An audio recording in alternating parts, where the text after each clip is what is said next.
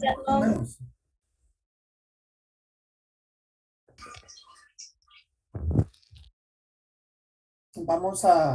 Vamos a iniciar con la actividad que tenemos para el día de hoy.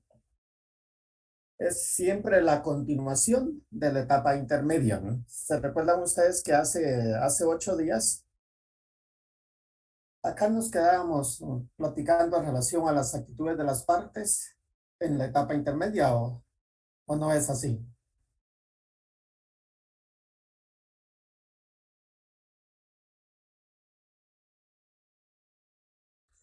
Así es, licenciado. Dentro de las actitudes nos quedamos o nos quedamos un poquito antes. ¿Cuál fue la última parte que mirábamos hace 8 días? Los requisitos de la acusación. Solo con los requisitos de la acusación nos quedamos, los requisitos del artículo 332 bis.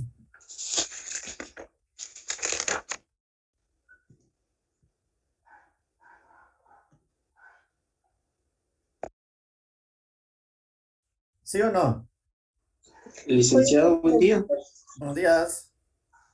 Vimos los efectos del principio acusatorio y luego Ajá. usted nos dijo que los requisitos de la acusación los íbamos a ver en esta clase. Ah, El día de bueno, hoy. entonces nos quedamos prácticamente acá en relación a esta diapositiva que tengo por acá, ¿no? Correcto. No empezamos a ver las actitudes de las partes en la audiencia directamente de la etapa intermedia, ¿no?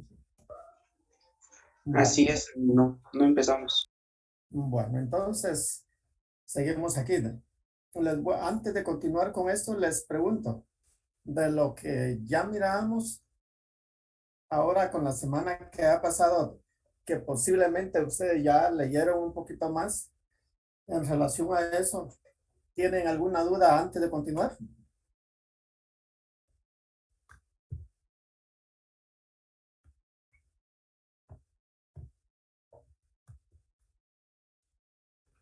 Licenciado, disculpe, buenos días.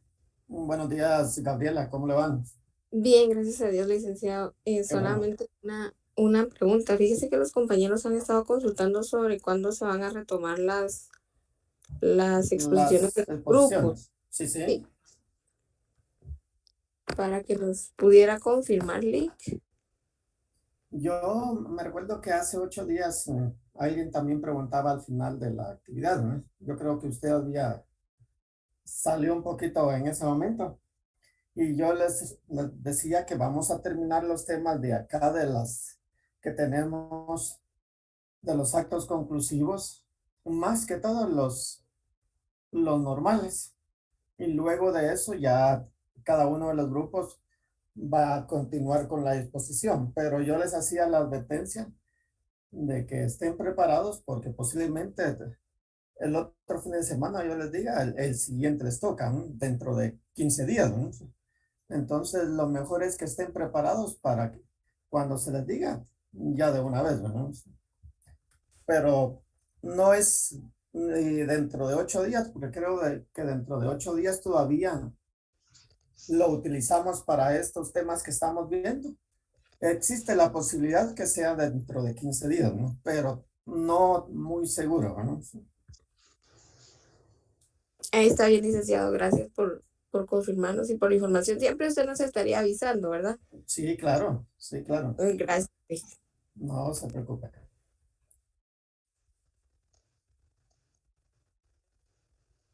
Como nadie responde, me imagino que no tienen duda, ¿no? Entonces continuamos con los requisitos de la acusación. Algo que es importante que ustedes vayan tomando en cuenta es que cada uno de los actos conclusivos que se van formulando a consecuencia de haber finalizado la etapa preparatoria, su orden en relación a esa petición o a esa solicitud va a ir casi siempre orientada de esta manera como lo vamos a ver ahora en relación a la acusación, ¿no?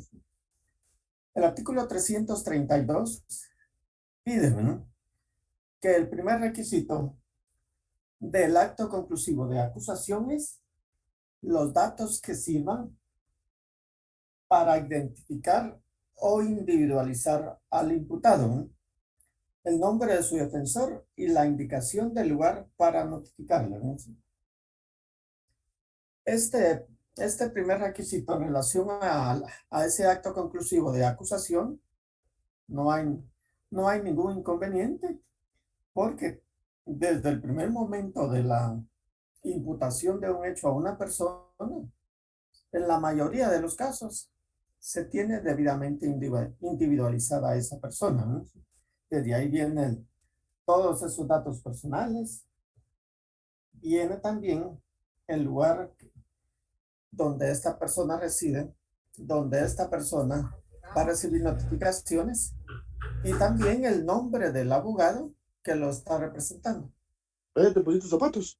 Aunque también es importante que ustedes tomen en cuenta que esa individualización de esa persona a quien se le está formulando esa acusación, si alguien me pregunta, ¿qué pasa si no lo tengo, si esta persona mintió con el nombre, ¿no?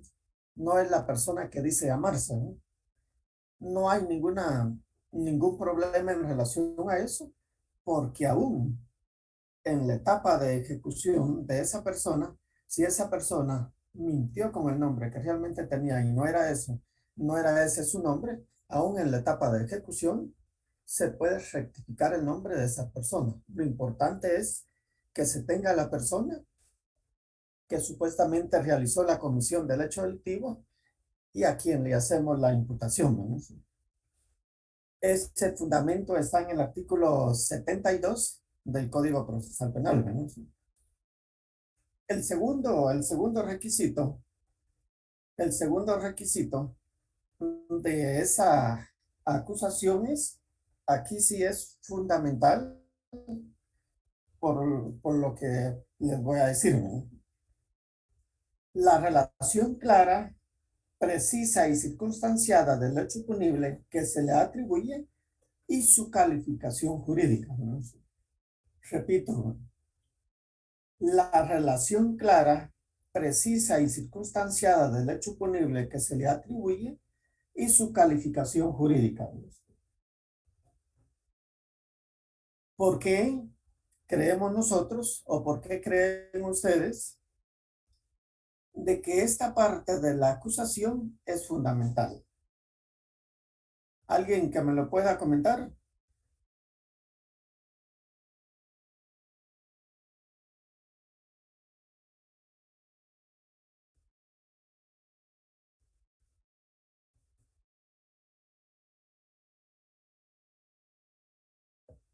¿Sí me escuchan?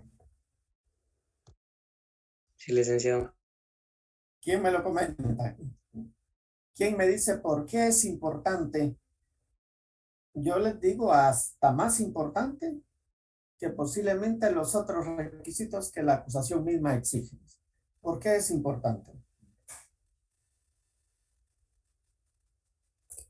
Licenciado, buen día. Buenos días, Catherine. Tal vez porque el apartado de los hechos describe o va a ayudar a determinar qué tipo penal se puede encuadrar en esa circunstancia. Ajá. Puede ser parte de... ¿Por qué más?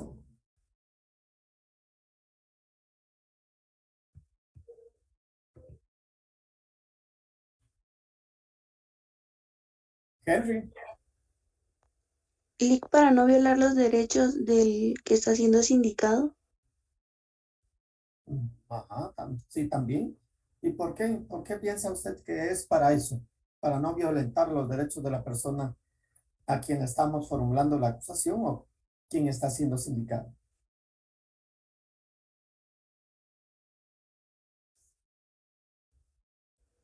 Porque a uno se le puede acusar como tal.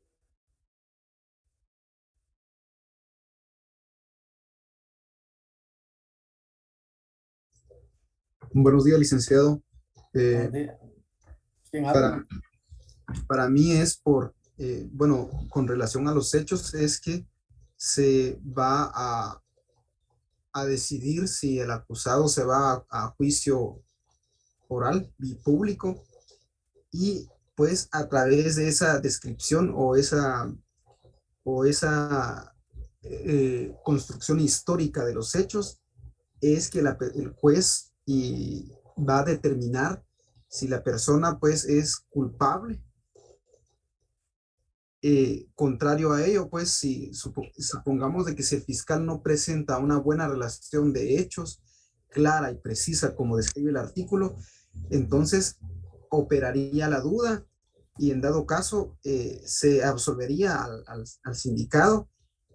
Para mí eso es la importancia de este apartado del artículo 332, porque prácticamente es la historia que se le describe al juez y por medio de ello es que el juez toma su decisión. Muchas gracias. ¿Quién habló? Perdón, ¿cuál es su nombre? Es que no aparece en la pantalla, ¿no? El alumno Nelson Ramírez. Ah, bueno, gracias. Nelson. ¿Por qué más? Aquí les voy a hacer un poquito de recordatorio que tal vez ustedes se recuerdan cuando iniciamos platicando en relación a las garantías constitucionales y hablábamos en relación a las características, creo que fue del derecho de defensa, ¿no? Y mencionábamos que habían tres momentos del proceso penal donde la persona conocía los hechos que se le estaban imputando, ¿no? Y el primer momento de ese conocimiento de esos hechos que se le imputan a una persona, decíamos, es al momento de estarle haciendo la imputación en una primera declaración, ¿no? El primer momento, ¿no? El segundo momento, decíamos, que es cuando se formula el acto conclusivo en contra de esa persona como consecuencia de esa investigación en la etapa preparatoria, ¿no? Y el tercer momento, decíamos, que es en la etapa del juicio, cuando se inicia ese juicio en contra de una persona y existen los momentos para que cada una de las partes presenten sus alegatos en relación al hecho sobre el cual se va a discutir en ese debate.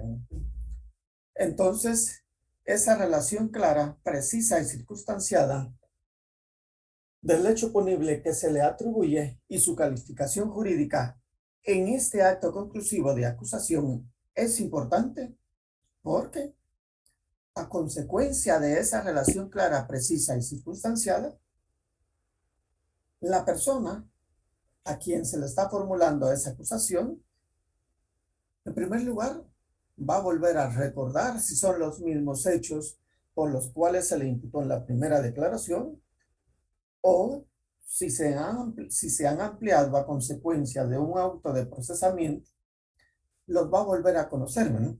Y aparte de volver a conocer esos nuevos hechos, va a tener también el momento para preparar su defensa y llegar al momento de la audiencia en que ese acto conclusivo se va a discutir, ¿no?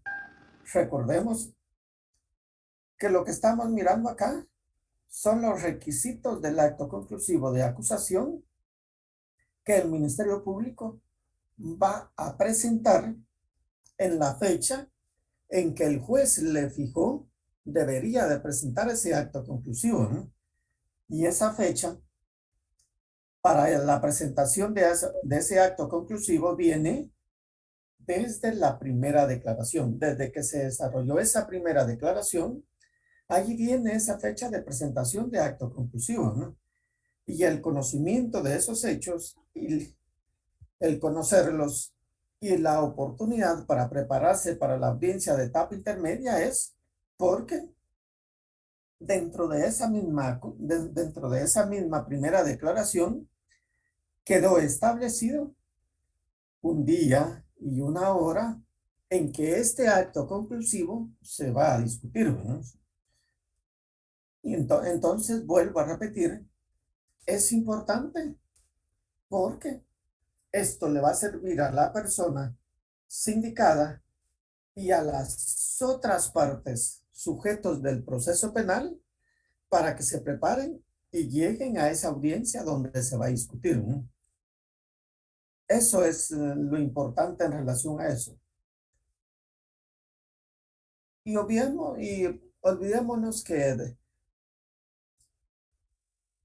que lo importante también es que que lleve esa calificación jurídica, porque lo más importante en relación a esa calificación jurídica es que vaya a lo anterior, ¿no? Es importante o es necesario, más que importante, que esos hechos que se están describiendo dentro de esa acusación lleven una calificación jurídica, pero vamos a darnos cuenta cuando resuelve el juez en la audiencia de etapa intermedia, que esa calificación jurídica no es fija, ¿no? No es absoluta, ¿no? Por decirles así, ¿no? Porque esta calificación jurídica que llevan esos hechos o que lleva ese hecho claro, preciso y circunstanciado puede variar, ¿no?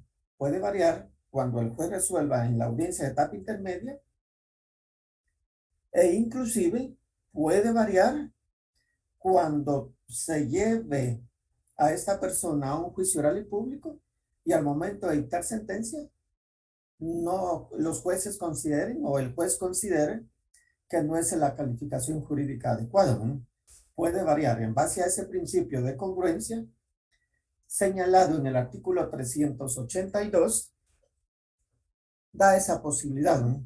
De que se pueda variar esa calificación jurídica porque, como repito, no es definitiva, ¿no? Pero sí es importante que ustedes vayan entendiendo que esa calificación jurídica es importante para el ejercicio del debido proceso y el derecho de defensa de todos los sujetos procesales, ¿no?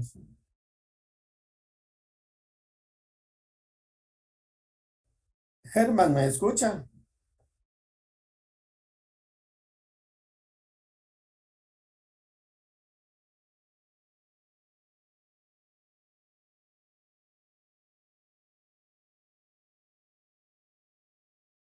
Germán de León. Y licenciado, Buenos días, ¿cómo le va? ¿Sí me está escuchando, no? perdónenme, fíjese que me levanté al baño, por eso venía corriendo, que oí mi nombre ahí en la carrera. Ah, bueno, Sí, anda, perdón, no tenga pena, ¿no? pero Sí, sí estamos aquí en clase. sí entendemos esa importancia de ese segundo requisito de la acusación para los sujetos procesales y para la utilidad que va a tener este entendimiento de este requisito para la audiencia de etapa intermedia.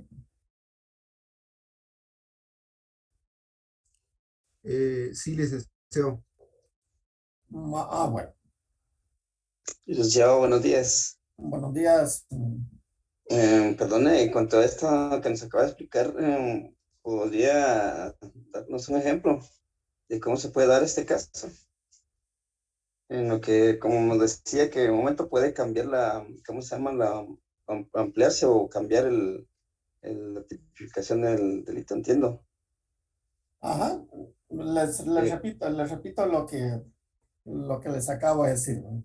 En primer lugar, les decía, ¿no?, que esa relación clara, precisa y circunstanciada que debe llevar este escrito de acusación es importante porque esto es lo que les va a servir a los otros sujetos procesales distintos al fiscal para que se preparen y puedan ejercer ese debido proceso y, si quieren ustedes, ese derecho de defensa en la audiencia de la etapa intermedia que viene ya señalada desde que se conoció o se escuchó a esta persona en su primera declaración, ¿no?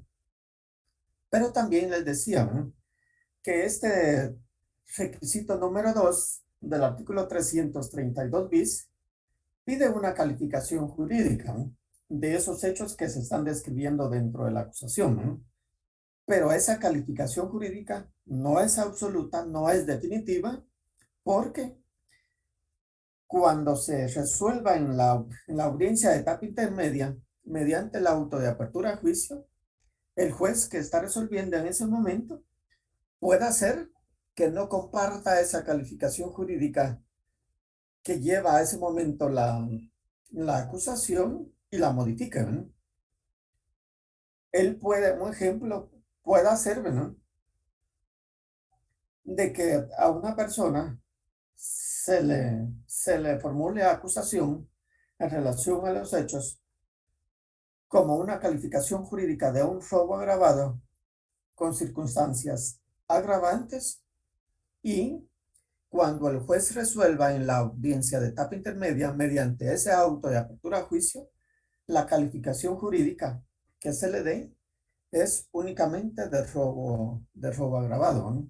Sin esas circunstancias agravantes, o bien puede ser que vaya esa calificación jurídica por el delito de robo agravado y el juez considere que la calificación más adecuada, la calificación jurídica más correcta es un hurto agravado o un hurto simple, ¿no? En eso puede haber la diferencia en la calificación jurídica y lo mismo puede suceder en la etapa del juicio, ¿eh? Que al momento de desarrollarse todos los elementos de investigación que se han propuesto para ese momento,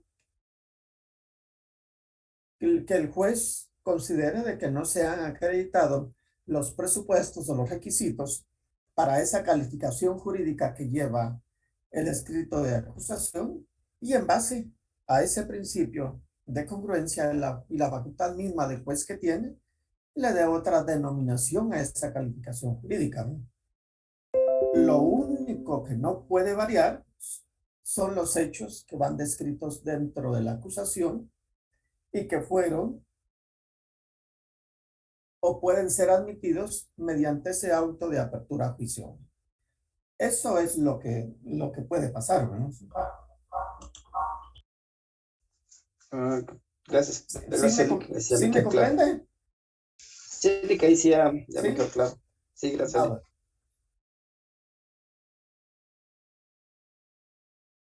El tercer requisito que exige este artículo 332 es los fundamentos resumidos de la imputación con expresión de los medios de investigación utilizados y que determinen la probabilidad de que el imputado cometió el delito por el cual se le acusa.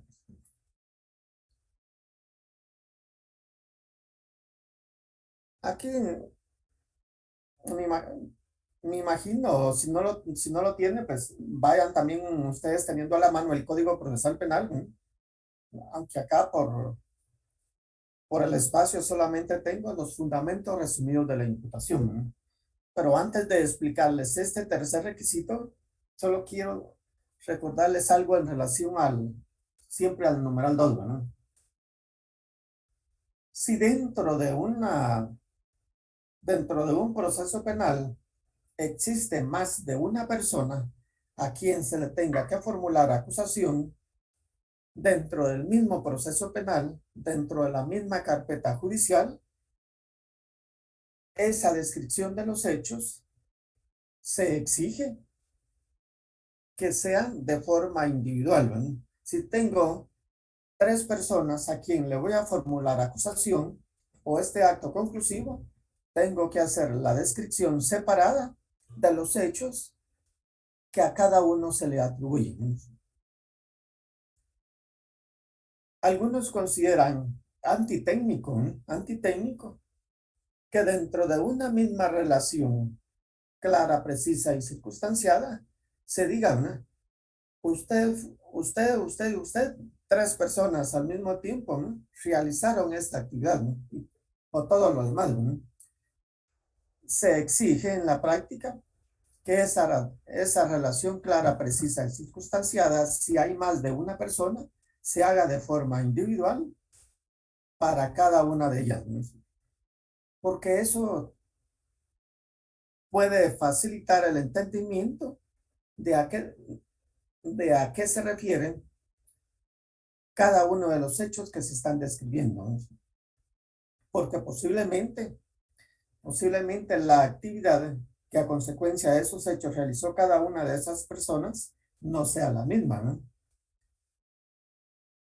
Entonces, por eso es que se exige que si hay más de una persona, se le haga de forma separada la relación clara, precisa y circunstanciada para cada uno de ellos.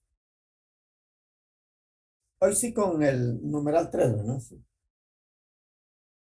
Cuando la ley exige los fundamentos resumidos de la imputación con expresión de los medios de investigación utilizados y que determinen la probabilidad de que el imputado cometió el delito por el cual se le acusa, se refiere a lo siguiente, ¿no?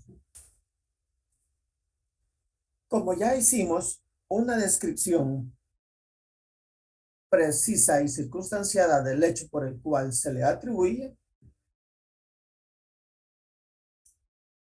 en el requisito número 3, lo primero que exige es los fundamentos resumidos de la imputación, ¿no? ¿Por qué usted fiscal? ¿Por qué usted representante del Ministerio Público formula acusación en contra de esa persona, ¿no? Entonces, lo primero que nos exige este requisito número 3 es que hagamos un extracto de esa relación clara, precisa y circunstanciada del por qué formulamos la acusación, ¿no? Para luego después individualizar cada uno de los medios de investigación que tenemos en contra de esa persona, ¿no? Y cuando me refiero a individualizar los medios de investigación que se han recabado durante la etapa preparatoria, se refiere a que no únicamente yo como fiscal pueda numerarle cada uno de ellos, ¿no? Se refiere, aparte de señalar cada uno de ellos, a poder explicar para qué a usted como fiscal le sirve cada uno de esos medios de investigación en relación al hecho que ha descrito en el numeral anterior, ¿no? A eso se refiere cuando la ley menciona, primero, lo que les decía, en relación a los fundamentos resumidos de la imputación, ¿no? Con expresión de los medios de investigación utilizados y que determinen la probabilidad de que el imputado cometió el delito por el cual se le acusa. Acá recordemos que cuando mirábamos al inicio de la etapa intermedia, decíamos, ¿cuál es el objeto de esa etapa intermedia? Y decíamos, ¿no?, que el objeto de la etapa intermedia es que el juez que va a resolver en esta etapa intermedia tenga los elementos de investigación suficientes para que exista esa probabilidad de que la persona participó o cometió los hechos por los cuales se le está acusando, ¿no? Entonces, por eso es necesario que además, en este apartado, de hacer un resumen de los fundamentos resumidos de la imputación, también podamos explicarle al juez y a todos los sujetos procesales por qué o para qué nos sirve cada uno de los medios de investigación.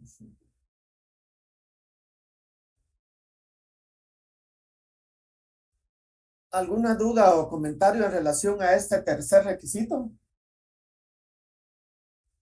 Buenos días, Lick, ¿qué tal? Bien, bien, no sé qué tal, ¿cómo le van?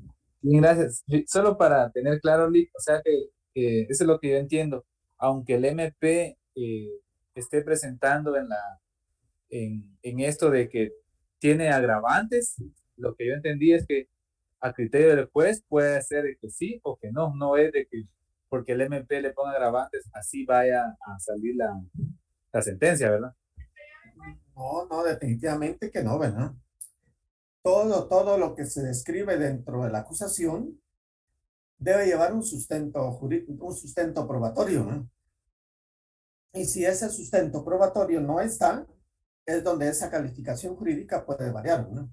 E inclusive, si ese sustento probatorio no está para los hechos por los cuales se está acusando, es a consecuencia de ello que vienen las sentencias absolutorias, ¿no?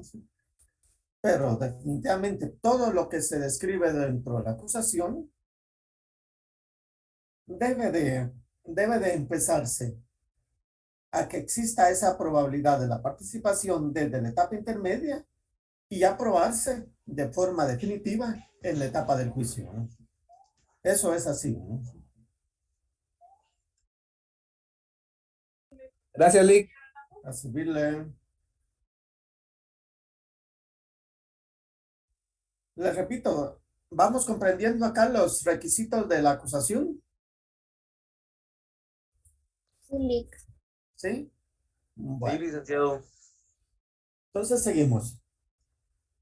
Número 4, ¿no? La calificación jurídica del hecho punible, ¿no? Este primer requisito del numeral 4 del artículo 332 no se refiere a que únicamente yo, como fiscal, pueda indicarle al juez o a los sujetos procesales, ¿no? Calificación jurídica del hecho punible, robo agravado, ¿no? Y ahí se terminó, ¿no? ¿Qué más exige, ¿no? Dice, la calificación jurídica del hecho punible, razonándose el delito que cada uno de los individuos ha cometido, ¿no? Cuando exige ese razonamiento de cada una de las personas a quienes se le está formulando la acusación es a explicar, ¿no? A detallar por qué, ¿no? Yo como fiscal, si le estoy imputando un hecho de robo agravado a una persona, ¿por qué, ¿no? ¿Cómo se dio, ¿no? A eso es lo que se refiere el razonamiento, razonándose el delito que cada uno de los individuos ha cometido, ¿no? Repito, si yo le menciono a una persona que lo acuso o le formulo ese acto conclusivo de acusación por el delito de robo agravado, yo le voy a indicar por qué usted, en tal fecha, realizando esta acción y todo lo demás, para que pueda comprenderse de forma correcta cada uno de los requisitos ya anteriores, ¿no? La forma de participación, ¿no? La forma de participación de esta persona o de estas personas a quienes les estamos formulando la acusación, ¿no? ¿Cuáles son las formas de participación que puede tener una persona en la comisión de un hecho delictivo? De acuerdo a la ley, como autores o cómplices. Entonces, si la forma de participación de esta o de estas personas son de autores, son de cómplices o de qué manera intervinieron en la comisión de ese hecho delictivo, ¿no?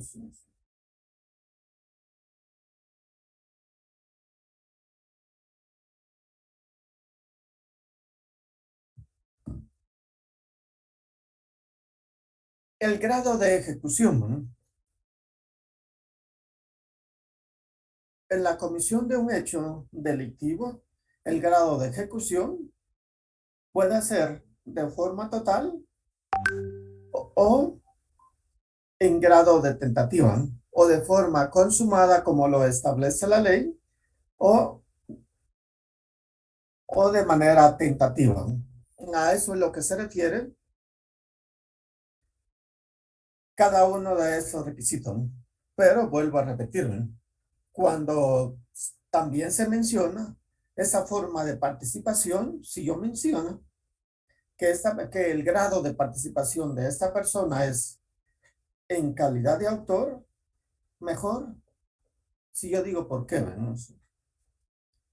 El grado de ejecución es de manera consumada, si de acuerdo a la ley se ejecutaron cada uno de los presupuestos que exige cada uno de los tipos penales para que sean en grado de consumación, ¿no?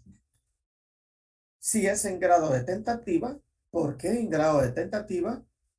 ¿Qué dejó de realizarse para que no fuera o no sea en un grado consumado, ¿no?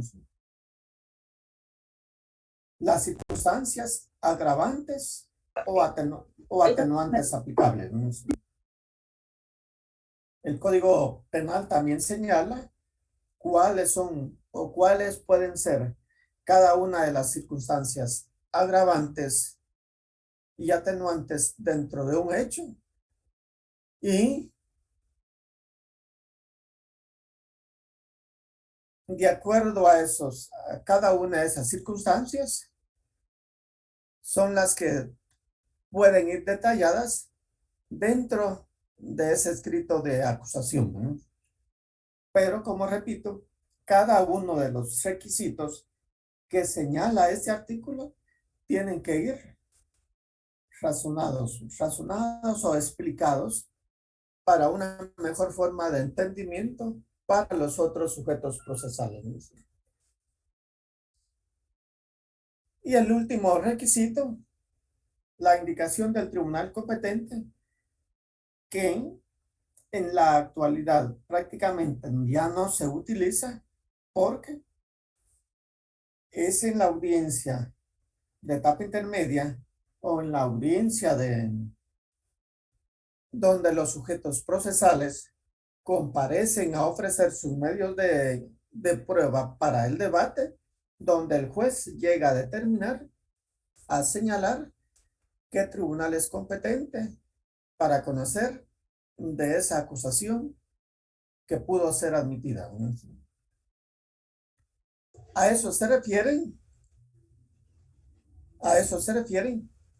cada uno de los requisitos que menciona el artículo 332, ¿no? Y algo que es importante, ¿no? Que menciona en la parte final este artículo 332, ¿no? Y dice lo siguiente, ¿no? Licenciado, disculpe. Sí, dígame. Perdón, es que no alcancé a escuchar a qué se refiere el último requisito sobre la indicación del tribunal competente. ¿Podría repetir? Disculpe. Gracias. Sí, no tenga pena. Les mencionaba que dentro de la acusación actual o dentro de ese acto conclusivo que se formula, ya no es importante el poderlo indicar, ¿no? El poderlo señalar, ¿no? Porque aquí se menciona el tribunal competente y la indicación del tribunal competente, el que se determine en la audiencia de etapa intermedia. ¿Por qué razón? Porque es en la audiencia de etapa intermedia o más específico, cuando se resuelve en relación a los medios de prueba que se van a discutir en la etapa del debate o en la etapa del juicio oral, donde el juez de la etapa intermedia llega a determinar o a señalarle a los sujetos procesales qué juez o tribunal va a ser competente para conocer de ese juicio y los emplaza para que comparezcan dentro de un tiempo determinado ante ese tribunal, ¿no? Por eso es que ya no es importante que se mencione acá, ¿no? Porque es en la audiencia de etapa intermedia donde el juez llega a indicar qué tribunal va a ser el que va a conocer de esta acusación que se ha hecho y que posiblemente se haya admitido en la audiencia de etapa intermedia. Gracias. Para servirle. Licenciado, solo tengo una duda. Sí, dígame. Yo he escuchado en varios medios de comunicación y cuando mencionan que una persona cometió homicidio en primer grado, entonces eso se refiere entonces a la autoría, o sea, o a la complicidad, porque siempre he tenido duda con eso, o a veces mencionan en segundo grado o en primer grado. ¿Será que me podría dilucidar un poquito más sobre eso, licenciado? Disculpe la pregunta. no se preocupe. Si ustedes analizan los tipos penales que tiene establecidos el código penal, no señala en ningún momento que haya un homicidio en primer grado, que haya un homicidio en segundo grado. La ley únicamente señala los tipos penales de homicidio, ¿no? De homicidio. Y después de homicidio, ya pasa a la siguiente calificación jurídica, que es asesinato, ¿no? Entonces, dentro de las calificaciones que se hacen acá, es homicidio en grado de autor o es homicidio en grado de cómplices, pero homicidio en primer grado o segundo grado, de acuerdo a la ley, de acuerdo al Código Penal de acá, no existe esa forma de calificación jurídica, ¿no? Únicamente se señala, como repito, homicidio, y puede ser la participación de esa persona en calidad de autor o cómplice, ¿no? Que son las formas de participación que tiene la misma ley establecida, ¿no? Pero como le indico, no existe homicidio en primer grado o segundo grado, ¿no? En otros países, o si quieren mencionemos directamente Estados Unidos, ahí como que sí existe ese tipo de calificación jurídica, ¿no? Homicidio en primer grado, homicidio en segundo grado, pero de acuerdo a la ley de acá no existe esa calificación, ¿no?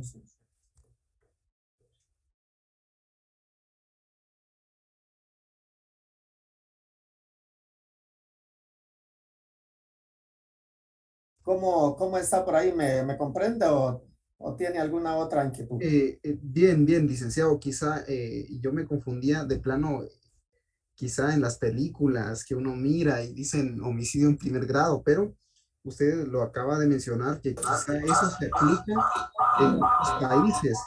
Bien, y de hecho es razonable porque en el Código Penal, como usted mencionaba, solo menciona asesinato, homicidio, pero no califica los grados como tal.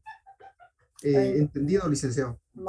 Inclusive, si usted se da cuenta, principia a observar el artículo 123, ¿no? El homicidio, ¿qué es el homicidio simple, ¿no? Ahí ya le señala la forma en que se debe entender un homicidio y más hacia adelante le señala también las formas de homicidio que pueden haber, ¿no? Pero ya siguiendo con la muerte de una persona después de un homicidio por las circunstancias en que se pueden dar, puede ser inclusive asesinato, ¿no? Pero no, como les repito, para que lo podamos entender, cuándo es un homicidio en primer grado o un segundo grado de acuerdo a la ley guatemalteca, ¿no?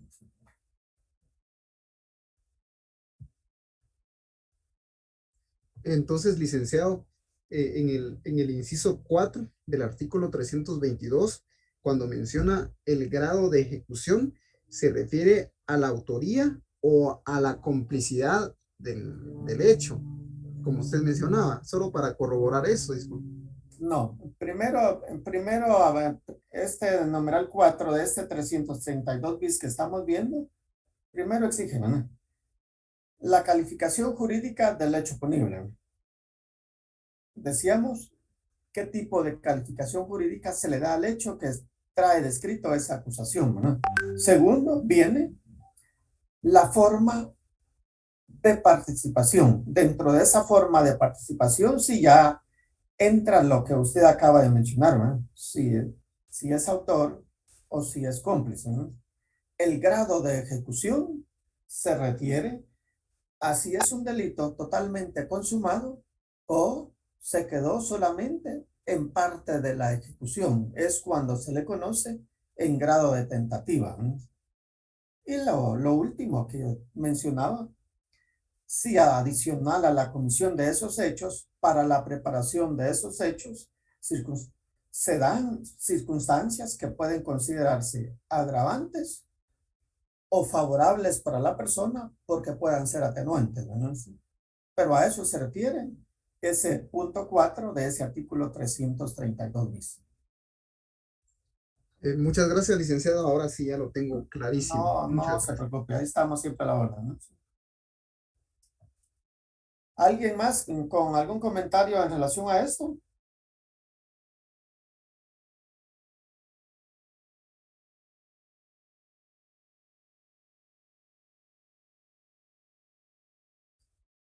¿No hay ninguno?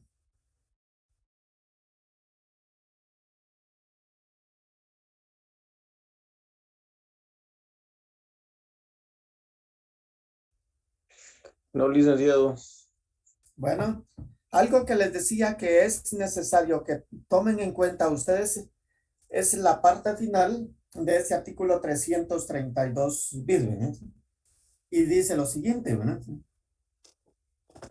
El Ministerio Público remitirá al juez de primera instancia, o sea, al juez contralor, con la acusación, las actuaciones y los medios de investigación materiales que tenga en su poder, ¿no? Y que sirvan para convencer al juez de la probabilidad de la participación del imputado en el hecho delictivo, ¿no? Esto es importante porque puede ser el caso que dentro de un escrito de acusación únicamente vayan acompañados los medios de investigación que le sirven al fiscal para justificar esta acusación, lo que está presentando.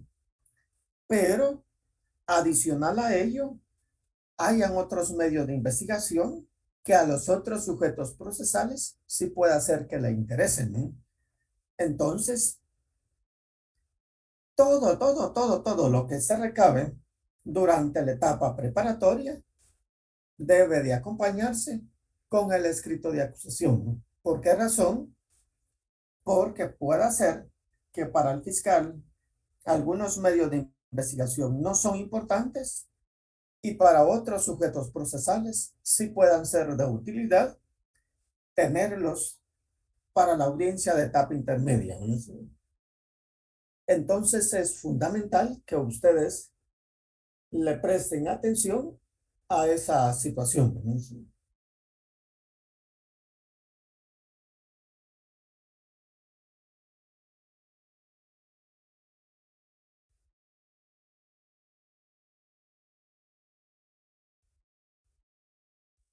Buenos días, Lick. Disculpe, Hola, ¿usted buenos podría días. repetir el nombre completo que dijo en el apartado de fundamentos presumidos de la imputación? Ajá. ¿Tiene usted su artículo, su código procesal penal ahí a la mano?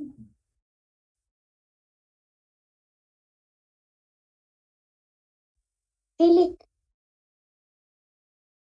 Ajá. El artículo 332 bis menciona los fundamentos resumidos de la imputación con expresión de los medios de investigación utilizados y que determinen la probabilidad de que el imputado cometió el delito por el cual se le acusa, ¿no? ¿A eso es lo que se refiere o tiene alguna duda en relación a eso? Sí, Lick, eso era. Muchas gracias. No tenga pena. Acá tenemos, para poderlo observar, solo un pequeño ejemplo en relación a la relación clara, precisa y circunstanciada de un hecho, ¿eh? Es sencillo, si ustedes lo observan, pero contiene cada uno de los requisitos para poderse realizar una calificación jurídica, ¿no?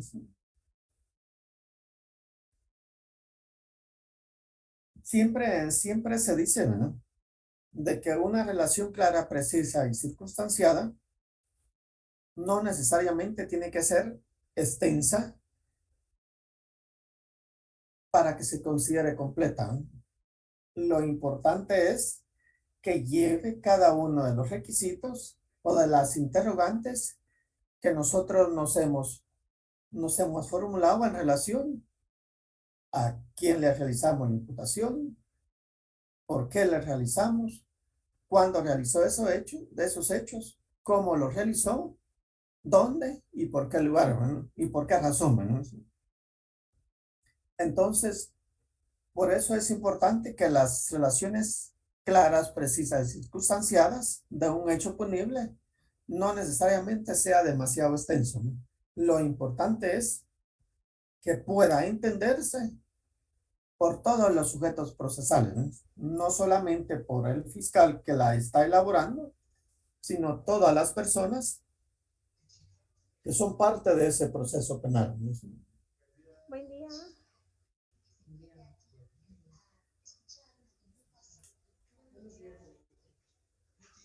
Antes de entrar a ver las actitudes que cada una de las partes pueden tomar en la audiencia de etapa intermedia, Buen día. yo les quiero hacer una pregunta, ¿no?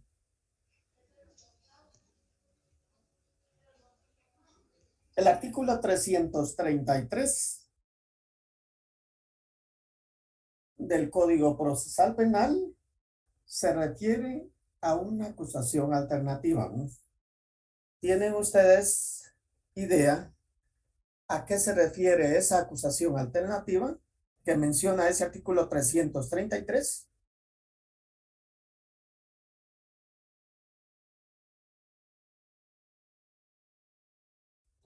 No, licenciado.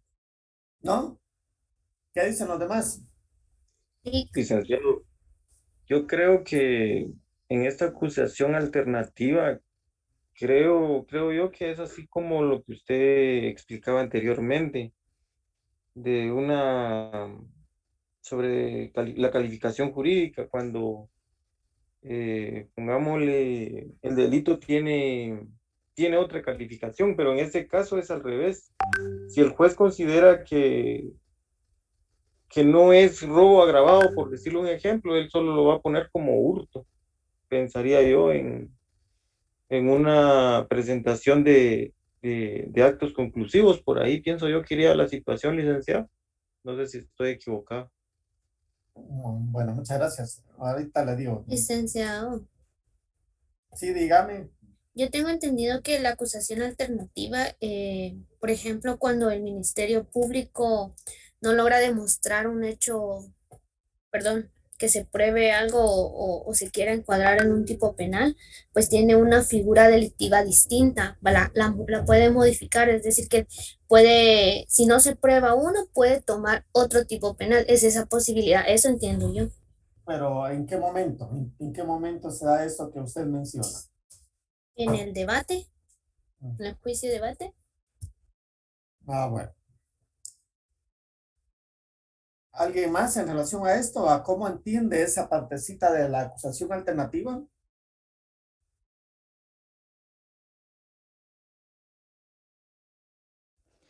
Licenciado, buenos días. Buenos días. Yo tengo entendido que es cuando, por ejemplo, el juez ya va a dictar el auto que lleva a juicio, pero no da lugar la acusación que dio el fiscal. Entonces, el fiscal va a hacer la acusación alternativa con un delito menos grave para que al final al procesado siempre se le impute un delito. Ajá, hágame el favor, Julio o José, ¿verdad? Vuélvamelo a repetir. Que es cuando el juez va allá a dictar el auto y no el Ministerio Público no demostró que ese es el delito que se cometió. Entonces, si el juez lo declara sin lugar, el fiscal puede hacer esa acusación alternativa por un delito menor. Siempre va a ser por un delito menor al que acusó al principio. Bueno. Gracias, ¿no? Germán, Sí, licenciado. ¿qué dice usted? Hoy no ha participado, No, estaba un poquito confundido. ¿no? Bueno, pues ya se ubicó. Más o menos, es que no. ¿Sabe por qué está confundido? Porque hace 8 días no estuvo usted en clase, ¿verdad? Bien estuve, Ah, no lo vi en pantalla. le puedo dar mis notas. Ah, bueno. Bueno, entonces, Aquí ¿por qué tengo está mis confundido? notas donde hablamos también de las 5 formas, de los criterios de oportunidad, los archivos, la etapa intermedia, el tema de sentencia. Tocamos también veamos aquí la prueba de 2 a 5 años que hablamos. Pero no participó, ¿verdad? Bien, participé, le hice una pregunta y usted me contestó. Ah, o no estaba identificado como, no sé. Lo que pasa es que como andaba también, pues cuestiones de trabajo, andaba afuera, lo estaba desde el teléfono, no desde la compu. Por eso. Hoy sí pude estar desde la compu. Es un poquito más cómodo, ¿verdad? Sí, entonces, ¿por qué está confundido? ¿Qué no tiene claro? Lo último.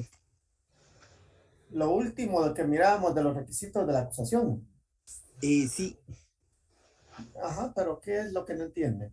Porque decíamos que cuando se refiere a la calificación jurídica del hecho punible, decíamos no solamente mencionar en qué delito adecuamos los hechos que hemos descrito dentro de esa acusación, ¿no? Sino que además debemos de hacer una explicación del por qué la persona o las personas cometieron esa acción penal que le estamos atribuyendo, ¿no? Primero, ¿no? Tenemos que encuadrar, ¿cómo se llama? El delito de la persona adecuadamente con nuestros fundamentos legales para poder presentarlo, ¿verdad? Sí, como nosotros ya hemos hecho una descripción clara, precisa y circunstanciada del hecho que le estamos atribuyendo, ¿no? Por eso es que en este requisito número 4 dice que calificación jurídica hacia ese hecho, razonándose o motivándose o justificándose del por qué esta persona consideramos nosotros como fiscal que lo cometió, ¿no? Sí, pues desde el punto del fiscal, es que casi siempre me pongo del otro lado. La forma y el siguiente, la forma de participación es donde mencionábamos si es autor, si es cómplices o en qué forma de participación se le da a esa acusación, ¿no? Y pues, y cada imputado, o sea, su grado de participación para que eso sea también la parte de que se le pueda juzgar sobre ello y qué tiempo se le va a dar por esa situación. Sí, ajá. Esa individualización para cada una de las personas, si es que es más de una persona, ¿no? Sí, El por lo que grado usted de... mencionaba hace un rato, ¿verdad? Que eran 3 a los acusados, porque en el momento que dijo que eran 3, entonces, por tales y tales razones, entonces cada quien tiene un grado de, pongámoslo así, un grado de participación dentro del hecho punible y sobre eso se les va a juzgar y sobre eso se le va a sentenciar el tiempo que le toca a cada uno, ¿verdad? Ajá. Primero, una descripción de los hechos para cada una de esas personas, ¿no? De forma individual, para una mejor forma de entendimiento para todos los sujetos procesales, ¿no? Ya. Después tenemos el grado de ejecución, ¿no? Si fue la realización de ese delito en su totalidad, porque se cumplieron con todos los requisitos que la ley señala, o como se señala también, fue en un grado de tentativa, ¿no? Inició la realización de ese delito, pero no logró culminarlo, ¿no? ¿Por qué Pues no razón? lograron su objetivo. Exacto. Entonces, a eso es lo que se refiere el grado de ejecución, ¿no? Ya. Consumado o en grado de tentativa, ¿no? Y las circunstancias, de último, ya las circunstancias agravantes o las atenuantes O atenuantes, depende que de la haya situación. en relación a eso. Pero no solamente en señalarla, ¿no? No solamente imaginemos que existe una circunstancia de despoblado como agravante y solo mencionarla como tal, ¿no? Tenemos que explicar cómo se dio esa circunstancia agravante, ¿no? Si tenemos circunstancias atenuantes o que le favorezcan a la persona, cuáles son y por qué razón, ¿no? A eso es lo que se refiere cada uno de esos requisitos, ¿no? Ya, ahora sí. ¿Sí me Gracias, comprende? licenciado. Sí, licenciado. Pero ahora vamos con lo otro, ¿no? ¿Qué Dígame. entendemos por acusación alternativa? Que ahí es donde estamos, ¿no? Ok. Ya varios han hecho una media explicación en relación a qué entienden en relación a la acusación alternativa, ¿no? Pero solo quiero una o dos intervenciones más y luego les digo yo en qué consiste realmente esa acusación alternativa.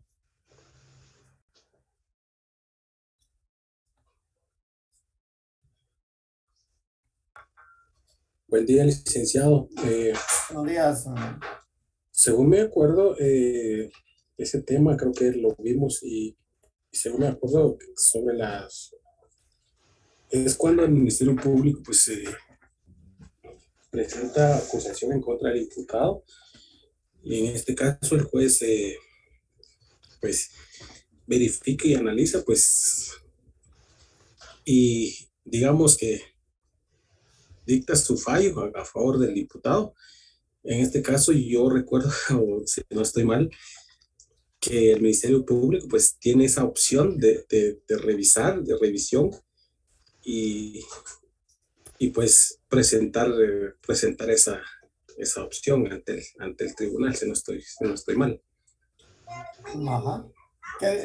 Solo otra persona más. ¿Qué dicen? Licenciado. Sí, dígame, Germán. Yo pensaría que esto implica que el acusador debe desarrollar todas las hipótesis posibles en cuanto a lo sucedido, ¿verdad? Describir las circunstancias necesarias para que la defensa pueda confrontarlas. Ajá. Bueno, pongamos... Perdón, no sé si puedo más o menos, si estoy bien o estoy mal, pero no sé si podría presentar más o menos un ejemplo. Fíjese que, bueno, había ¿cómo se llama? Escándalos entre un grupo de personas que estaban bebiendo en un lugar. Vienen y llaman a la policía por este estado que se mantiene en este momento, ¿verdad? Y cuando llegan los que están tomados se van en contra de los agentes de la policía. Y en el forcejeo intentan quitarle el arma a uno de ellos y que si en ese forcejeo pues se dispara el arma y ¿cómo se llama? Y le da muerte a esta persona. Entonces después el Ministerio Público intenta ligar el proceso a todos los agentes que estaban en ese momento participando por asesinato. Pero el juez determina que por cómo se dieron los hechos, digamos, absorbe a todos los agentes, solo salvo al que tenía el arma, para que se quedó ligado al proceso mientras se resuelve la investigación. No sé si más o menos viene encuadrando algo así, por ejemplo. Bueno, muchas gracias. No exactamente, yo les voy a explicar. Espero que me comprendan, si no tratamos de que me puedan comprender, ¿no? Dice, acusación alternativa, ¿no? Primero pongámosle atención que se refiere a una acusación, ¿no? Y que es alternativa, ¿no? Dice, el Ministerio Público, para el caso de que en el debate no resultaren demostrados todos o alguno de los hechos que fundan su calificación jurídica principal, podrá indicar alternativamente las circunstancias de hecho que permitan encuadrar el comportamiento del imputado en una figura delictiva distinta, ¿no? Como les digo, en primer lugar se refiere a una acusación, ¿no? A una acusación. ¿Quién puede formular una acusación o quién está a cargo de formular las acusaciones? Solamente el fiscal, ¿no? Y después se refiere a que sea una forma o de una manera alternativa, ¿no? Esa alternativa es en relación a la figura principal que viene en relación a la acusación principal, ¿no? Por eso es que se refiere a lo siguiente, ¿no? El Ministerio Público, para el caso de que en el debate no resultaren demostrados todos o alguno de los hechos que fundan su calificación jurídica principal, podrá indicar alternativamente las circunstancias de hecho que permitan encuadrar el comportamiento del imputado en una figura delictiva distinta, ¿no? Entonces, repito, esa acusación alternativa, ¿quién la hace? La hace el fiscal, ¿no? ¿Y por qué la hace? Porque a consecuencia de los medios de investigación, él tiene la duda, ¿no? Él tiene la duda si esos medios de investigación le van a ser suficientes como para probar dentro de un juicio o de un debate oral y público en contra de una persona. Imaginemos un delito de asesinato, ¿no? Entonces, como su acusación principal, su calificación principal va en relación al delito de asesinato, él alternativamente, dentro de ese mismo escrito de acusación, también hace la descripción de la acusación alternativa, ¿no? Describe los hechos y la calificación jurídica al delito de homicidio, eso pensando que en el debate no pueda demostrar todos los elementos o los presupuestos para el delito de asesinato, ¿no? Pero dentro del mismo escrito de acusación se hace la descripción principal de esa acusación, como ya lo vimos, y si fuera de manera alternativa, menciona los hechos y la calificación jurídica que van dentro de ese mismo escrito de una manera alternativa, ¿no? Entonces ya es en el debate, primero en la audiencia de etapa intermedia, ¿no? Donde el juez va a decidir si admite la acusación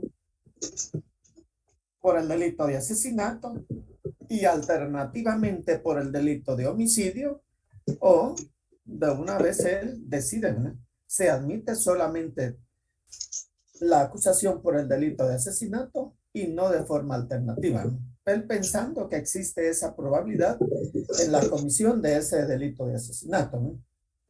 O también puede haber, ¿no?, que para no complicarse el juez de la etapa intermedia la admite de forma alternativa como va, ¿no?, y que sea en la etapa del juicio donde los jueces lleguen a determinar si se logra probar el delito de asesinato o de forma alternativa como iba en el delito de homicidio, ¿no? Eso es en relación a la acusación alternativa, pero como repito, es función del fiscal cuando está haciendo o elaborando ese acto conclusivo, ¿no? No es una función del juez, no es una función cuando resuelve el juez en la etapa intermedia, ni es función del juez cuando resuelve en la etapa del juicio, ¿no? La acusación alternativa siempre la va a hacer el fiscal, ¿no?, tal y como lo establece el artículo 333, ¿no? ¿Me comprenden? Sí, comprendido. Licenciado, bueno, yo tal vez tengo una duda, pero no sé si estoy bien. Ajá. Con eso de la acusación alternativa, quiere decir de que el fiscal está acusando a una persona del delito, por así decirlo, de asesinato, pero alternativamente en el escrito de la acusación va a ir todo, obviamente, lo descrito de las actuaciones directamente de la persona para que le cambie el tipo penal o la calificación jurídica de este.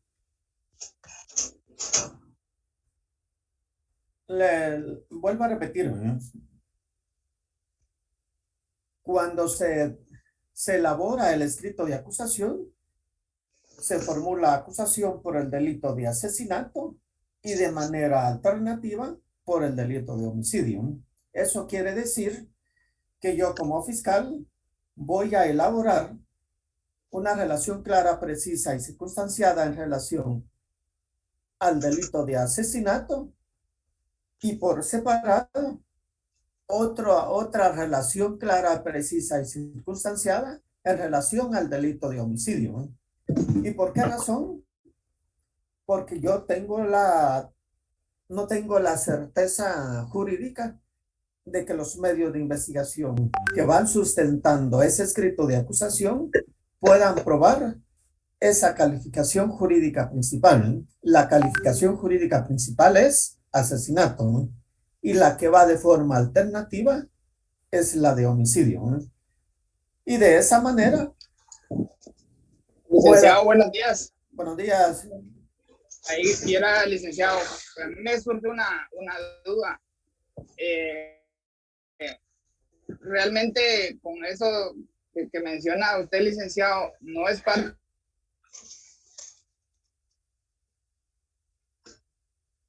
de casos o la mala estructuración de un caso. Perdona, no, se le cortó un poquito, si vuelva a repetir. Le comento que tal vez es la mala estructuración de un caso penal a la hora de que se presenta la alternativa del delito. En algunos casos yo le diría, puede ser que sí, ¿verdad? Que el fiscal no tenga claro ni qué es lo que quiere, por decirlo así, ¿verdad? Pero en algunos otros casos puede hacer que sí exista esa duda, ¿no? Y yo les digo, las acusaciones de maneras alternativas se ve muy poco, ¿no? Se ve muy poco. Pero sí puede hacer lo que usted menciona, que en algunos casos los fiscales no tengan claro lo que tienen y para qué lo quieren, ¿no? Y por eso es que se elabore de esa forma alternativa, ¿no? Lo que sí es que la acusación de manera alternativa tiende un poco a favorecer a la persona que está siendo acusada, ¿no? Porque la acusación alternativa va por un delito que sí es menor, ¿no? Eso sí, ¿no? Y tiene menos pena, ¿no? Licenciado, entonces el fiscal llevaría escrito 2 memoriales de recusación por si el otro no es admitido. Acusación, ¿no? Acusación, ¿no? Acusación, perdón. No, no es que lleve 2 escritos. Dentro de un mismo escrito va de manera alternativa cada uno de los hechos, pero no es que lleve 2 escritos, ¿no? Uno hace un solo escrito. Lo único que, si ustedes se dan cuenta, cuando se menciona en el encabezado de la acusación, se dice, comparezco a formular acusación en contra de fulano tal por el delito de homicidio, ¿no? O por el delito de asesinato, como lo estamos viendo acá de manera alternativa, ¿no? Y en ese mismo escrito y de manera alternativa por el delito de homicidio. Un solo escrito, pero con apartados distintos en relación a esos hechos, ¿no? Tenía esa duda, licenciado. Ajá. Muchas gracias. Bueno. Licenciado. Sí, dígame. Yo tengo la idea, se me ocurre que esta acusación alternativa es algo así como lo que le explicaba al principio. Pongámosle, el Ministerio Público presenta sus actos conclusivos. Ajá. Y en el mismo escrito, pues como usted bien lo indica, pues se le está sindicando a una persona el delito de robo, digámosle, pero él en el mismo escrito dice, hace toda la formulación de los hechos circunstanciados, y en el mismo escrito él pide que se le ligue a proceso por robo, un ejemplo, y a la misma vez él dice que alternativamente, lo pone por escrito, alternativamente se pide que si no se le liga a proceso por robo, pues que vaya por hurto. Es algo así, licenciado, como algo lo que decía el compañero anterior de que si iban 1 o 2 escritos, pues yo pienso que en el mismo escrito tiene que ir consignado de esa forma.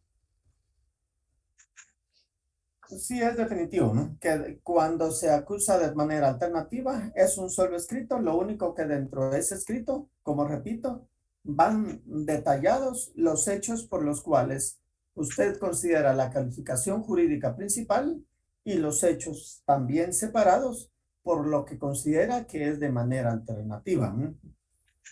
Y algo que es importante, ¿no? Algo que es importante que nos vayamos acostumbrando, ¿no? Que nos vayamos acostumbrando que cuando hablamos de actos conclusivos, nosotros ya definitivamente debemos de quitarnos de la cabeza que no estamos tratando de ligar a una persona a un proceso penal, ¿no?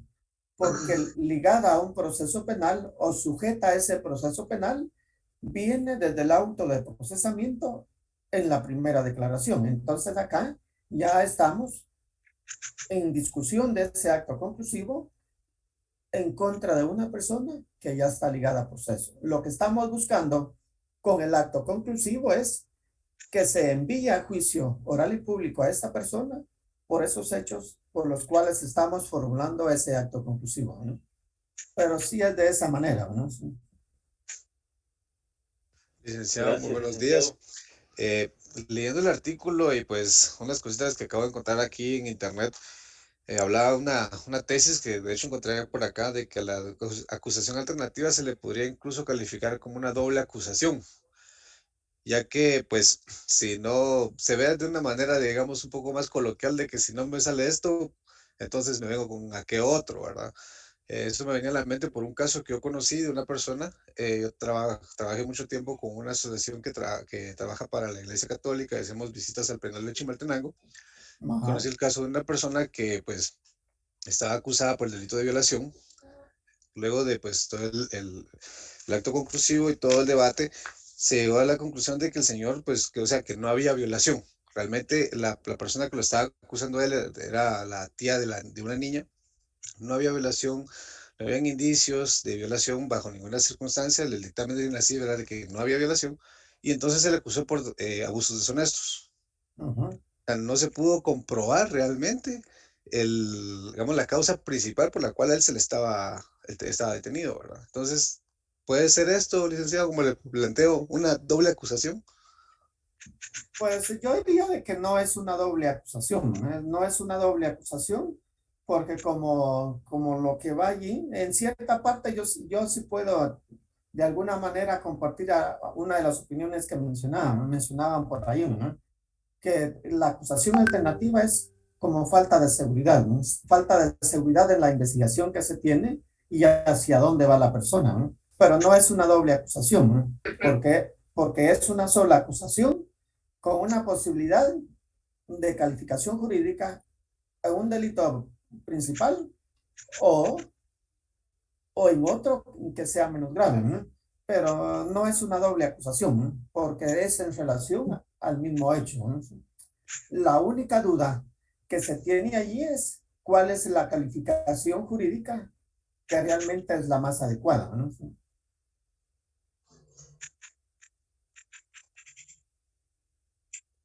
Licenciado, ahí me suena como que si no es gallo es gallina, o sea, llevo dos. Ahí sí que la alternativa como fiscal del Ministerio Público, pero de que lo tengo que meter al bote, lo voy a meter, si no es por una, por otra. Qué O en el feo. bote posiblemente ya estaba, ¿no? Bueno, pues pero que Ajá. te quede ahí, ya no salgas. Porque Sí. o lo acuso por hurto o se va, aunque sea por robo, y si no, aunque sea por hurto, pero que lo dejo ahí, lo dejo ahí. No, pues como les digo, ¿verdad? Como O sea, les yo digo, creo ahí que sí. debería haber más certeza jurídica en no tener que presentar una alternativa, sino de una vez cuál es, por los hechos que ya, así como Ministerio Fiscal, que ya hizo su investigación, debe ser más firme y porque eso de la alternativa es como cargo el Joker bajo la manga para sacarlo por si lo necesito. Sí, por eso es que yo les decía, ¿no? Pareciera un poco de inseguridad en relación a la investigación que se ha hecho y también no se mira mucho, ¿no? Pero sí, en algunos casos sí pueda hacer que se pueda dar, ¿no? Y se refiere a eso, ¿no? Pero sí la comprenden a qué se refieren. Eso es lo importante, ¿no? Sí, licenciado, sí lo comprendimos, gracias. Bueno. ¿Los demás también? Sí, licenciado, ya Bueno. aprendí.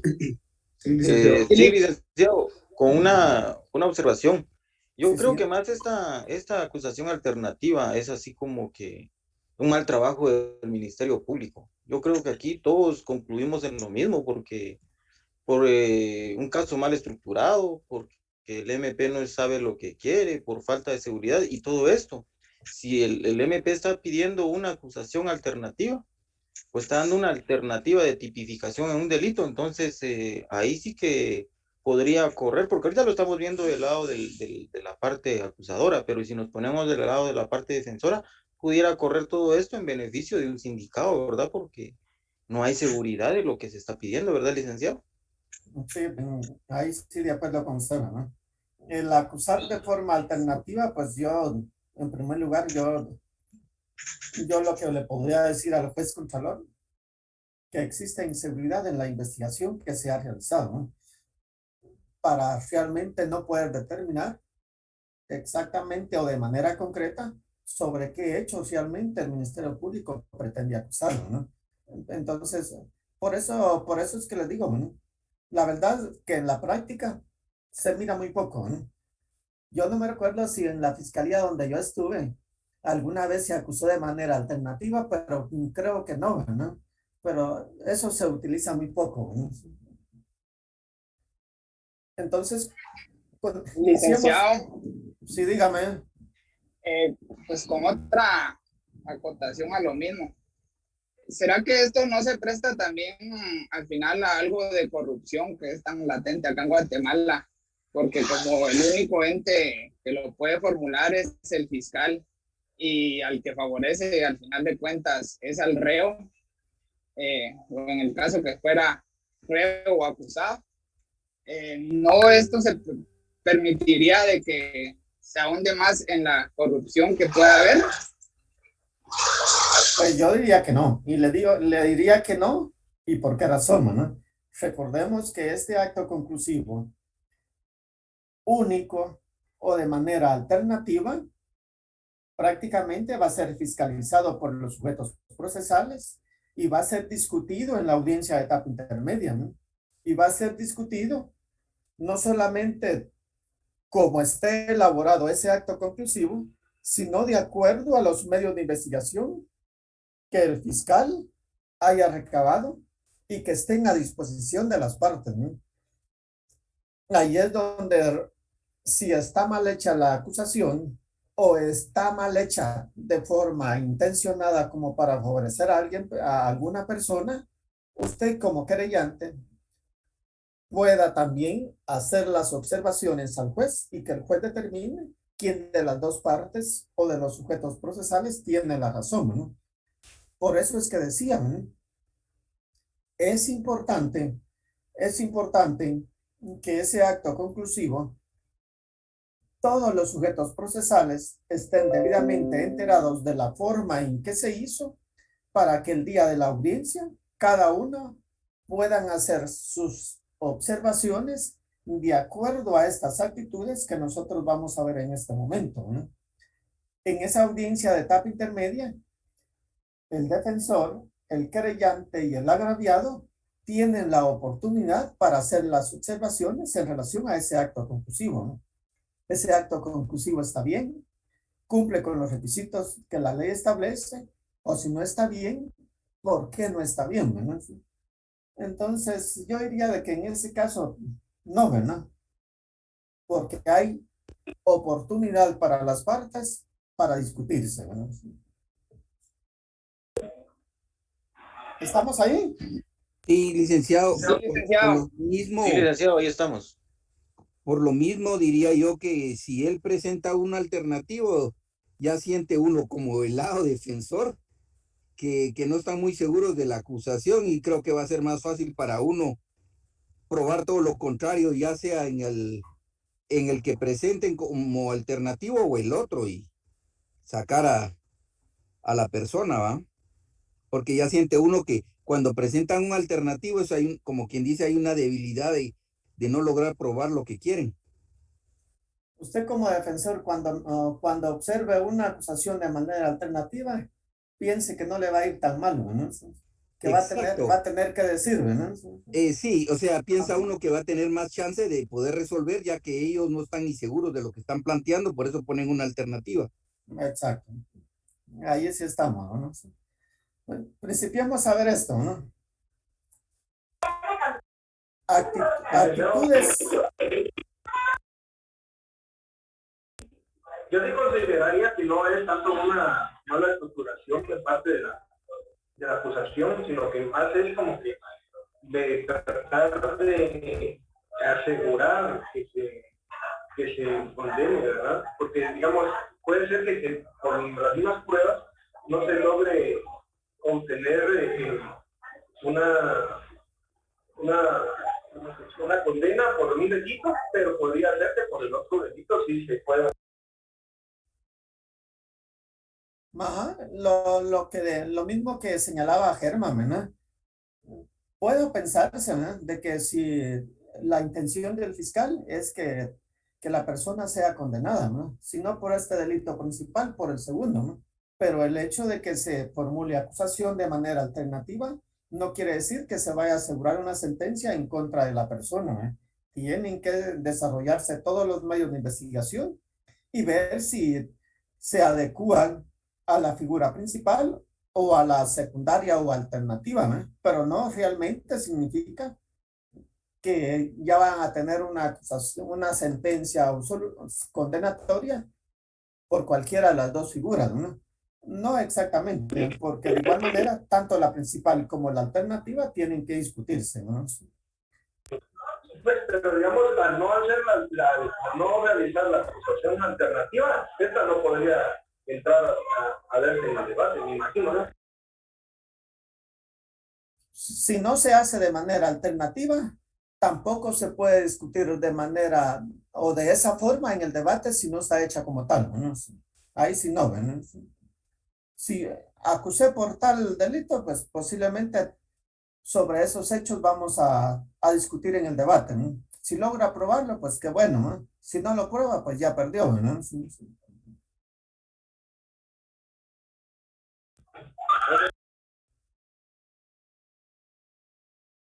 Actitudes de las partes, ¿no? Recordemos que estas actitudes de las partes es en la audiencia de etapa intermedia donde se va a discutir esa acusación, ¿no? Aquí, repito, esas actitudes de las partes puedan ser del defensor en representación del acusado, del querellante como agraviado y del actor civil también como agraviado o como representante del agraviado, ¿no? ¿Quién tiene el artículo 336 ahí a la mano?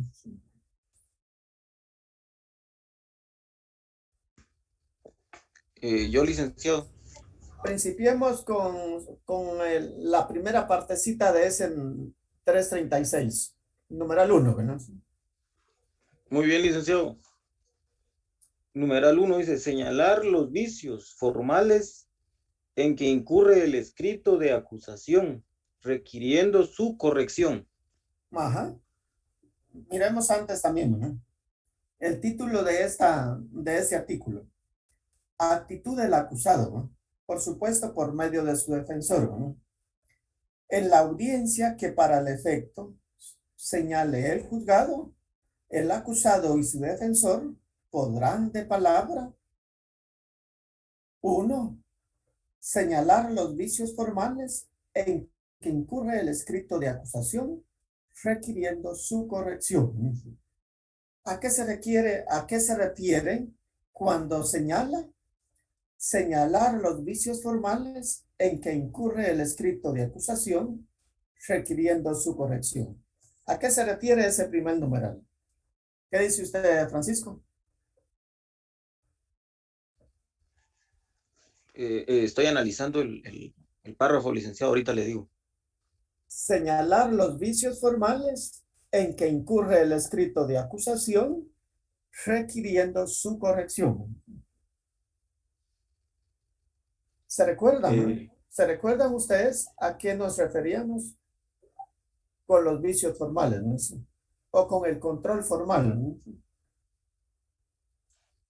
Se refiere, licenciado, a la redacción del escrito de la acusación. En este caso, diría yo, algún apellido mal indicado, o la dirección, o la edad, diría yo, ¿verdad? Ajá, muy bien. Gracias. ¿Qué dicen? Licenciado, podría ser lo que establece en el artículo 116 del Código Procesal Civil y Mercantil, incompetencia, falta de capacidad legal o falta de personalidad. No sé. No exactamente a eso, ¿no? ¿Qué más? Que no cumpla con los requisitos del escrito de la acusación que vimos anteriormente, en la diapositiva anterior. Ajá, sí, ahí sí. Ahí sí, ¿no?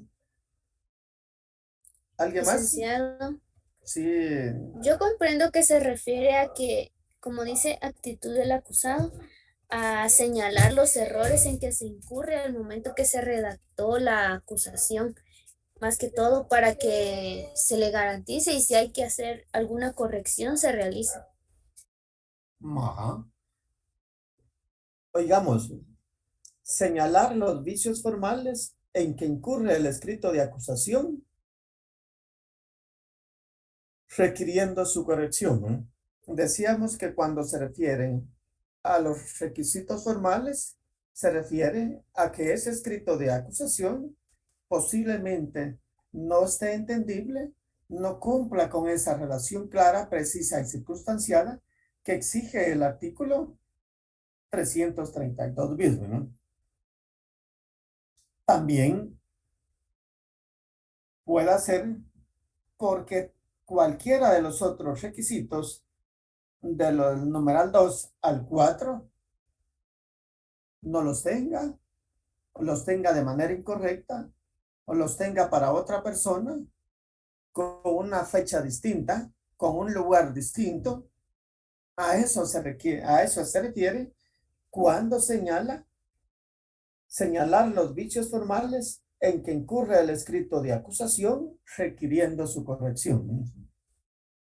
A eso se refiere, ¿no? Entonces, ¿qué va a hacer el defensor en representación de la persona que está siendo acusada, ¿no? ¿Será que señalo esos errores que contiene ese escrito de acusación? ¿Será que le digo al juez cuáles son esos vicios que tiene ese escrito de acusación para que mande al fiscal a corregirlos? ¿O cuál es mi estrategia, ¿no? ¿O me hago el loco para que de forma incorrecta sea admitida esa acusación y en un debate? Ahí sí voy a hacer ver todo el problema que hubo con esa acusación, ¿no? O que hay con esa acusación, ¿no? Entonces, es parte del juego que tienen el defensor y el acusado de ver qué tanto le conviene hacer el señalamiento de la falta de esos requisitos que que tiene esa acusación, porque si hace el señalamiento de la falta de esos requisitos en ese escrito, entonces, ¿qué es lo que le va a pedir al juez, ¿no? Que se ordene al fiscal que no se admita, primero, que no se admita esa acusación en la forma en que está elaborada porque no se entiende, y que por el contrario, emplace al fiscal para que formule nueva acusación de acuerdo a los hechos por los cuales viene siendo procesada la persona que yo represento, ¿no? Entonces, a eso es lo que se refiere ese primer numeral, ¿no? Vamos con el siguiente, Julio.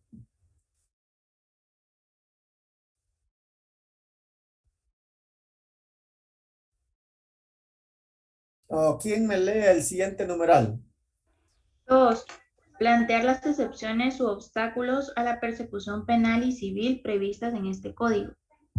Ajá. ¿A qué se refiere esto, Cindy?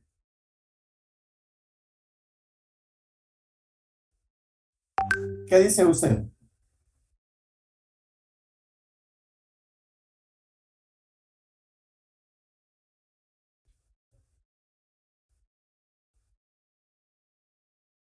Cindy. Perdón, licenciado, no escuché lo que me preguntó, disculpe. Ajá. ¿A qué se refiere ese numeral que usted acaba de leer? ¿Qué comprende por eso?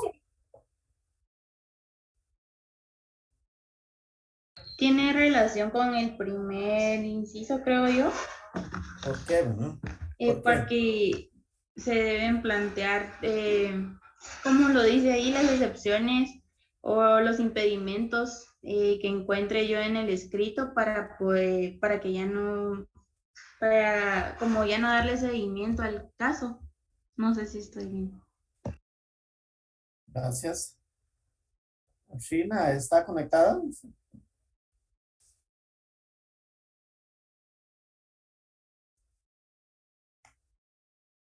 Sí, licenciado, buenos días. Buenos días, ¿cómo le van? Bien, gracias, aquí en el hospital, pero bien, viendo la clase. ¿Cómo así en el hospital? ¿Qué anda haciendo? Ay, con mi mamá. Pero no sigue más malita. Bien. Bueno, pero no está complicado.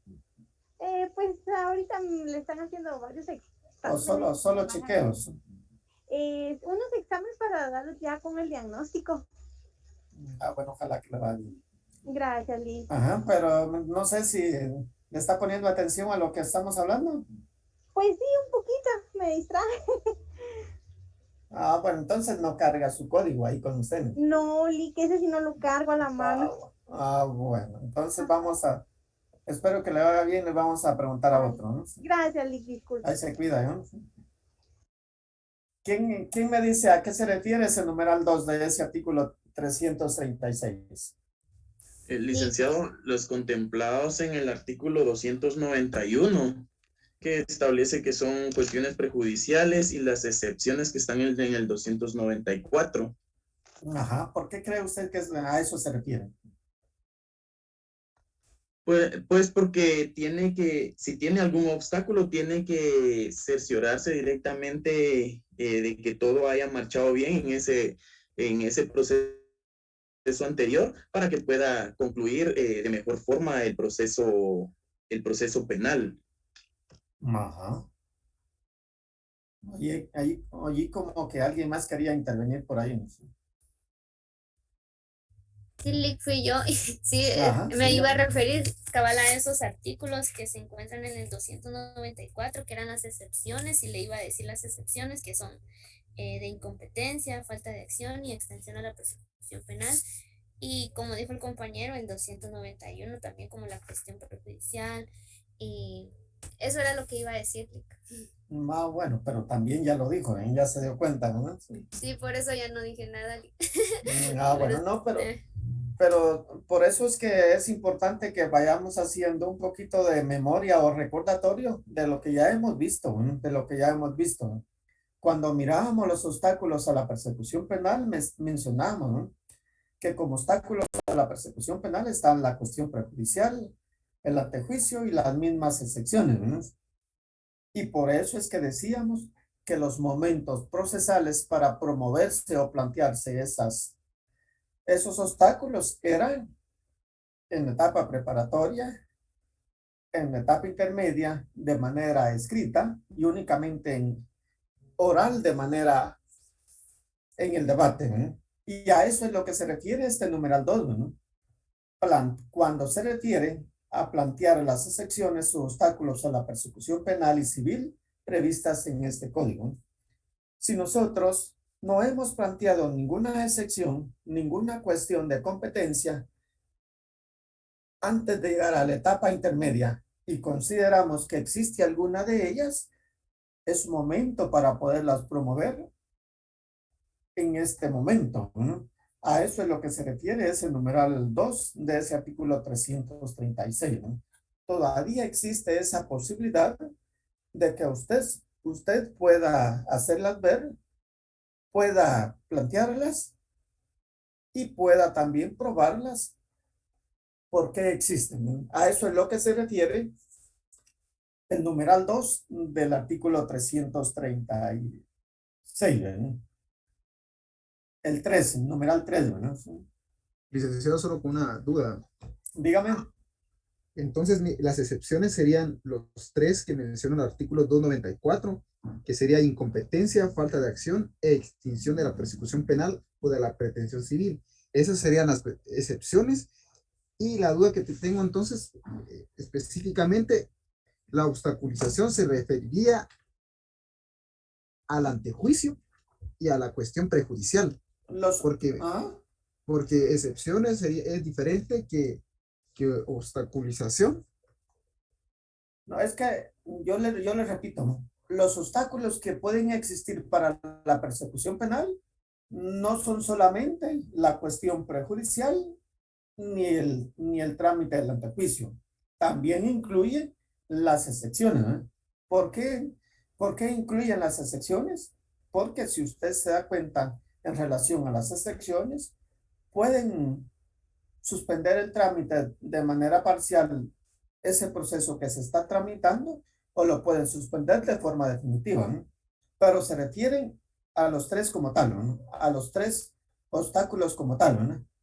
Que si usted no ha hecho uso de alguno de ellos y puede realmente o existen las razones o motivos para que pueda plantearlos, aún en la audiencia de etapa intermedia, usted lo puede hacer como tal, ¿no? Pero los obstáculos sí son los tres, ¿no? Muchísimas gracias, licenciado. Bueno. Licenciado, disculpe la molestia. No se preocupe. ¿Nos podría dar un ejemplo sobre lo de esta excepción del numeral 2, del 294? Disculpe, licenciado. Bueno, vamos a ir con algo más sencillo y que posiblemente a ustedes no se les complique menos, ¿no? Fíjense que en los procesos de investigación por delitos de corrupción, cuando se tramitan denuncias por ese tipo de delitos, casi siempre se promueven por denuncias que son formuladas por la Contraloría General de Cuentas, ¿no? Esas denuncias van siempre relacionadas a hallazgos que han realizado los auditores cuando hacen una auditoría, ¿no? Puede ser cualquier tipo de auditoría que ellos hacen de manera, como ellos le llaman, parciales durante el año o a la ejecución misma del año que terminan realizando, ¿no? Si a consecuencia de esa denuncia que formula el representante de la Contraloría General de Cuentas, usted ha planteado oposición ante la misma Contraloría General de Cuentas por esos hallazgos y esos hallazgos no están debidamente ya terminados de discutirse en la Contraloría General de Cuentas y aún así le promueven el proceso penal e inclusive logran sujetarlo a proceso penal, es cuando usted puede plantear este tipo de obstáculos. La cuestión de competencia, en virtud de que existe todavía en trámite una acción administrativa para que pueda irse a la vía penal su asunto como tal, ¿no? Eso puede ser un ejemplo tal vez de los más sencillos que se pueden dar, ¿no? O si nos vamos a las excepciones, posiblemente que sea un caso por el cual ya se conoció y a usted lo estén procesando de nuevo, ¿no? Es donde pueda existir una excepción de cosa juzgada y si no la ha planteado durante la etapa preparatoria de ese proceso penal, aún acá puede ser que la pueda promover, ¿no? Eso como lo más sencillo, ¿no? Sí, licenciado, gracias. Miremos el último numeral de este artículo, ¿no? Formular objeciones u obstáculos contra el requerimiento del Ministerio Público, instando incluso por esas razones el sobreseimiento o la clausura ¿no? Cuando se menciona o se refiere a ese numeral, ¿a qué se refiere, no? Posiblemente la acusación cumpla con todos los requisitos que la ley señala, no tenga usted algún obstáculo que plantear en contra de esa acusación, pero usted no comparte el criterio de esa acusación que se ha hecho en contra de su cliente, ¿no? ¿Por qué razón? Porque considera que el hecho por el cual se le está acusando no es delito, y si aparte de no ser delito, no existen esos medios de investigación que den esa probabilidad de que su cliente haya participado en esos hechos delictivos, ¿no? Por eso yo voy a formular objeciones, ¿no? Y esas mis objeciones que van planteadas, ¿qué es lo que buscan? Van a buscar una de las dos razones, buscando el sobreseimiento del proceso a favor de mi cliente, porque no pueda existir los medios de investigación suficientes como para probar en juicio oral la responsabilidad de mi patrocinado, o porque el hecho como tal no es delictivo, ¿no? O también puedan ir enfocados en relación a que yo le diga al juez, ¿no? Señor juez, yo le formulo objeciones en contra del acto conclusivo formulado por el fiscal por esta razón, ¿no? Resulta de que a mi cliente se le está acusando por estos y estos hechos, ¿no? El ente fiscal ha acompañado la investigación que tiene realizada hasta el momento, pero con la investigación que tiene como tal, no existe esa probabilidad que la ley exige para que usted pueda aperturar o emitir el auto de apertura de juicio en contra de él y discutirse dentro del juicio. Adicional o aparte de eso, considero que dentro de los medios de investigación no están realmente los que deberían de ser. Faltan medios de investigación que incorporar, los cuales son estos, ¿no? Y yo le indico cuáles son los medios de investigación, por lo cual yo le solicito a usted que al momento de resolver se rechace ese escrito de acusación que el fiscal ha formulado y como consecuencia de ello se dicte el auto de clausura provisional a favor de mi patrocinado, cesando las medidas de coerción, y se dejen como medios de investigación pendientes de realizar los que ya indiqué, ¿no? Fijando un plazo para que el fiscal lo pueda realizar y un día para la presentación del nuevo acto conclusivo y un nuevo día y hora